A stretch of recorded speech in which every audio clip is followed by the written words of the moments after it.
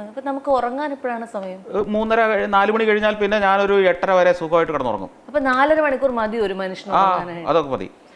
പിന്നെ ഞാൻ ചില ദിവസങ്ങളിൽ യാത്രകൾ ഉണ്ടാവാം.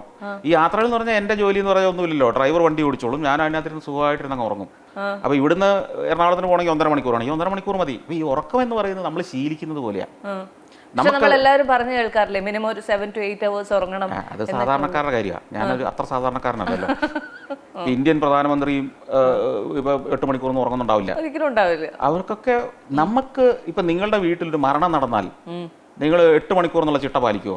പിറ്റേ ദിവസം നിങ്ങളുടെ വീട്ടിലൊരു കല്യാണമാണെങ്കിൽ നിങ്ങൾ കൃത്യം 8 മണിക്കൂർ എന്നുള്ള ചിട്ട പാലിക്കുമോ? പക്ഷെ അതൊക്കെ വൺസ് ഇൻ എ വൈൽ അല്ലേ? അല്ല, ഇത് ഇത്തരത്തിൽ എല്ലാ ദിവസവും ടെൻഷനുള്ള ജോലിക്കാരുണ്ട്. ഇപ്പൊ മോഹൻലാല് അല്ലെങ്കിൽ മമ്മൂട്ടി, തിരക്കുള്ള അവരുടെ സീസണിൽ അവര് ഒരു മാസം എത്ര സിനിമകൾ വരെ അഭിനയിച്ചിട്ടുണ്ടെന്ന് നിങ്ങൾക്കറിയോ?